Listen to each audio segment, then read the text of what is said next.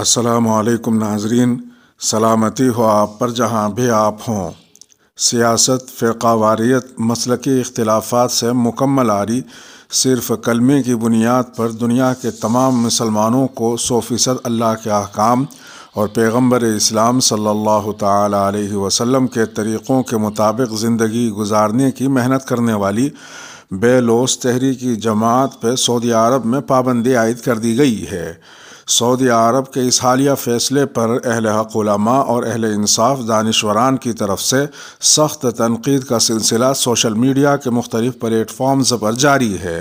سعودی عرب کے شہر طائف سے مولانا طلحہ ندوی لکھنوی اس تعلق سے اپنی فیس بک کی پوسٹ میں لکھتے ہیں: آج کا دن بھی تاریخ میں یاد رکھا جائے گا جب 2 ممبروں کو چھوڑ کر ملک کے باقی تمام ممبروں سے بیک وقت اور ایک ساتھ 6 نمبر اور 6 نمبروں والی تحریک کی ضلالت و گمراہی بیان کی گئی۔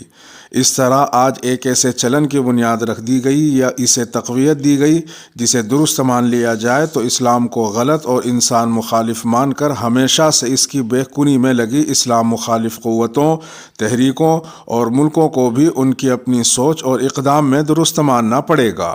کیونکہ جب بات یہی ٹھہری کہ حق ہے میرا سمجھا ہوا اور بجا ہے میرا فرمایا ہوا، تو پھر یہ حق تو اسلام کی مخالفت اور اس سے عداوت رکھنے اور کرنے والوں کو بھی حاصل ہے، اور اپنی فہم پر تسلسل کے ساتھ کاربند رہنے کے دلائل ان کے پاس بھی ہیں۔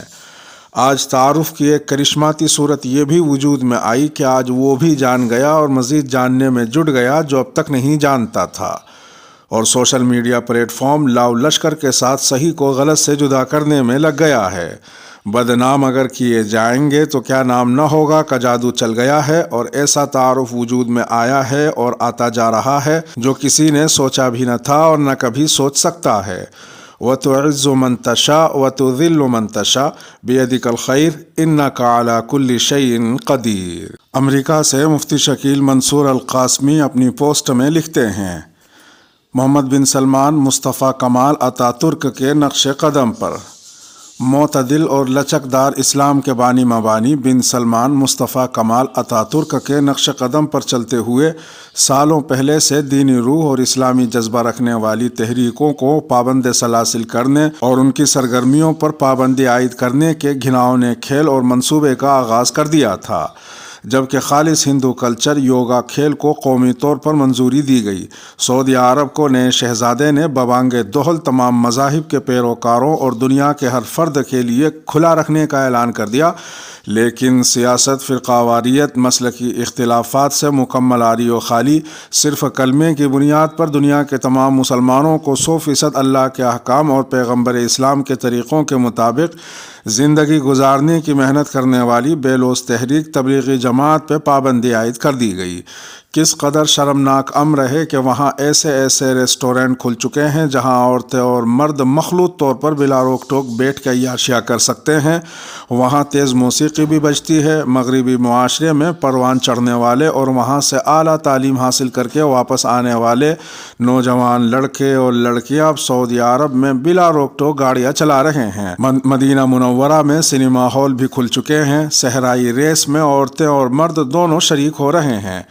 کورونا کا بہانہ بنا کر حرمین شریفین کو تو لمبے عرصے تک بند کر دیا گیا، لیکن بے حیا رقاصاؤں کو بلا کر کورونا SOPs کا خیال کیے بغیر حرمین کی مقدس سرزمین میں رقص و سرود کی محافل منعقد کی گئیں۔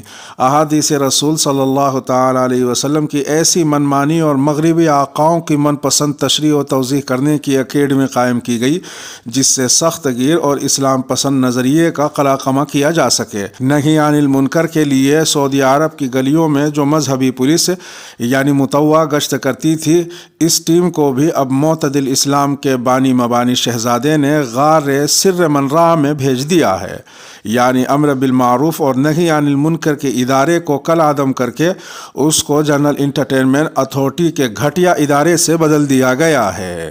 عرض توحید پہ الحاد جدید کی چوطرفہ یلغار ہے۔ دین بیزار وزارت مذہبی امور نے امن و آشتی کی داعی تبلیغی جماعت پہ جو حالیہ پابندی عائد کی ہے، اس کے اس شرمناک اور گھناؤنے کرتوت اور خطرناکیوں کو سوشلستان میں اجاگر کرنے کے ساتھ ساتھ مساجد کے ائمہ و خطباء جمعہ کے خطبوں میں بیان کریں۔ ملی و مذہبی قائدین متحد ہو کے سعودی سفارت خانے کے سامنے پرامن مظاہرہ کر اپنا احتجاج درج کروائیں، اس شرمناک اقدام کی مذمت کریں، عربی اور انگلش میں مذمتی تحریر اور کلپس تیار کر کے سماجی رابطے کی سائٹس پہ عام کی جائیں۔ یہ سب کچھ صہیونیوں کی منظم سازش کے زیر اثر ممکن ہوا ہے۔ اسے دلیل بنا کر اب بھگوا حکومت بھی اندرون ملک تبلیغی جماعت پہ شکنجہ کسنے کی تیاری میں ہوگی۔ وقت کا تقاضا ہے کہ اصحاب قلم اور ملی تنظیموں کے قائدین معاملے کی نزاکت و حساسیت کا بروقت ادراک کرتے ہوئے متحد ہو کر اس کے خلاف آواز بلند کریں تاکہ سعودی حکومت کو اس پہ نظر ثانی کرنے پر مجبور کیا جا سکے۔ جمعے میں دیے جانے والے خطبے کا تجزیہ کرتے ہوئے مفتی غلام رسول اپنی پوسٹ میں لکھتے ہیں، یہ جو فتنے اٹھ رہے ہیں وہی بیٹھا بیٹھا شرارت کرے ہے۔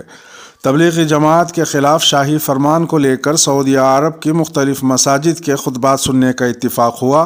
ان میں سے کچھ باتوں کا ذکر کر دینا مناسب سمجھتا ہوں تاکہ آپ حضرات کو بھی پتہ چلے کہ جماعت کے سلسلے میں کون کون سی باتیں کہیں یا کہلوائی گئیں۔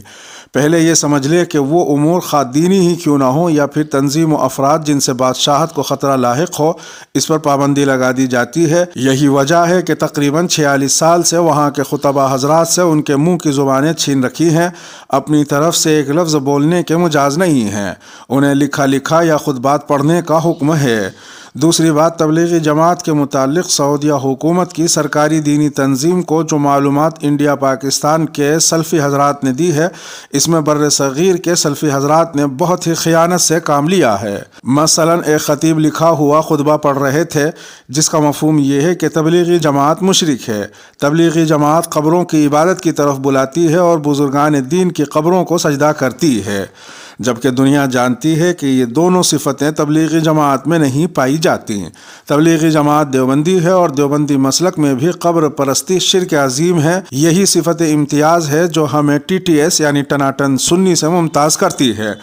لیکن پتہ نہیں سلفی حضرات نے کس منتر سے مسلک دیوبند کے ساتھ قبر پرستی کو جوڑ دیا ہے۔ افسوس ہوتا ہے کہ منبر رسول صلی اللہ تعالی علیہ وسلم سے سارے سعودی عرب کی مساجد میں جھوٹ بولا یا بلوایا گیا، اعوذ باللہ۔ تیسری بات، ایک خطیب نے کہا کہ تبلیغی جماعت کی بنیاد ہندوستان میں رکھی گئی، اس کے امیر جن میں سر فہرست مولانا الیاس، مولانا یوسف، مولانا انعام اللہ اور مولانا شیخ زکریا کاندھلوی ہیں، یہ سب جوہلا اور قبر پرست تھے۔ جوہلا نے اس کی بنیاد رکھ کر لوگوں کو گمراہ کرنے کی کوشش کی ہے نا بڑا جھوٹ؟ استغفر اللہ۔ ہم سب جانتے ہیں کہ یہ چاروں اتقیاء علماء تھے، بلکہ شیخ زکریا علیہ الرحمہ تو عظیم شیخ الحدیث تھے۔ چوتھی بات، ایک خطیب نے کہا تبلیغی جماعت دہشت گردی کی طرف داعی ہے، جیسے اخوان المسلمین وغیرہ۔ آگے کہا کہ عجم میں اہل توحید کو تبلیغی جماعت بہت تکلیف پہنچاتی ہے، ان کے خلاف نازیبہ سلوک کرتی ہے۔ کتنی حقیقت ہے اس بات میں وہ آپ اندازہ لگا سکتے ہیں۔ ایک خطیب نے کہا کہ تبلیغی جماعت کا دعوتی کام جو پہلے ہندوستان تک محدود تھا اب پورے عالم میں پھیل چکا ہے، حتیٰ کہ حدود حرم اور عارضی مسلح میں بھی ان کے حلقے لگتے ہیں، ان کی گشتیں ہوتی ہیں، لہٰذا نظر رکھیں اور اپنے آپ کو ایسی گمراہ کن جماعت سے دور رکھیں۔ اور بھی بہت سی بے بنیاد باتوں کے ذریعے عرب عوام کو تبلیغی جماعت کے تئیں گمراہ کرنے کی کوشش کی گئی، کیونکہ دیگر ممالک کی طرح سعودی عرب میں بھی دعوت و تبلیغ کا کام خوب ہوتا ہے۔ اصل وجہ یہ ہے کہ سعودی حکومت شریعت کے بجائے بادشاہت سے چلتی ہے، اور بادشاہت میں شاہی اجازت کے بغیر ہر طرح کی خواہ دینی ہی کیوں نہ ہو نقل و حرکت یا گروہی نظام ممنوع ہے۔ بغیر اجازت والے کام کو بادشاہ کے لیے خطرہ تصور کیا جاتا ہے۔ لیکن میرا ماننا ہے کہ تبلیغی جماعت جیسے بے ضرر گروہ سے عرب شیوخ کی بادشاہت کو تو کوئی خطرہ نہیں ہے۔ البتہ ایشیائی غریب شیوخ یعنی غیر مقلدین کو عرب ممالک میں خطرہ ضرور ہے۔ جزیرۃ العرب میں بڑھتے تبلیغی کام کو دیکھ کر انہیں ہر آن اور ہر لمحہ یہ فکر ستائی جا رہی ہے کہ اگر یہ کام اور بڑھا تو جہاں ہمارا بھانڈا یعنی حنابلہ بن کر دھوکہ دینا پھوٹ کر رہ جائے گا، وہیں ہمیں بوریا بستر باندھنے پڑ جائیں گے۔ پروفیسر کلیم عاجز مرحوم، جو خود بھی اپنے علاقے کے امیر جماعت تھے، کہتے ہیں یہ فتنے جو ہر ایک طرف اٹھ رہے ہیں، یہ فتنے جو ہر ایک طرف اٹھ رہے ہیں وہی بیٹھا بیٹھا شرارت کرے ہے، قبا ایک دن چاک اس کی بھی ہوگی، جنوں کب کسی کی رعایت کرے ہے۔ اگرچہ مرحوم کلیم عاجز نے برسوں پہلے کسی اور پس منظر میں کہا تھا، لیکن آج سلفیوں کی نقل و حرکت پر صادق آ رہا ہے۔ حالات حاضرہ پر گہری نظر رکھنے والے مولانا محمود دریابادی صاحب اپنے ایک تبصرے میں لکھتے ہیں، سعودی حکومت ہر اس چیز سے ڈرتی ہے جو آئندہ کبھی بھی خاندان سعود کے لیے خطرہ بن سکے، اسی لیے وہاں کسی طرح کے جلسے، میٹنگوں اور اجتماع وغیرہ کی اجازت نہیں ہے کہ پتہ نہیں کب ان کی حکومت کے خلاف کوئی کانا پھوسی ہونے لگے جو بڑھتے بڑھتے بغاوت تک پہنچ جائے۔ مساجد میں خطبات و بیانات بھی حکومت کے وفادار لوگ ہی کر سکتے ہیں، ان کا اسکرپٹ بھی پہلے سے حکومت کو دکھانا پڑتا ہے۔ البتہ تفریح کے نام پر مشاعرے وغیرہ پہلے بھی ہوتے تھے، اب فلم، ڈانس اور جوا وغیرہ بھی ہو رہے ہیں۔ دراصل اب حکومت اپنے عوام کو لہو و لعب کی آزادی دے کر ان کے ذہنوں کو حکومتی مظالم، مہنگائی اور کرپشن وغیرہ سے ہٹانا چاہتی ہے۔ تبلیغی جماعت پر پابندی کو اسی پس منظر میں دیکھنا چاہیے۔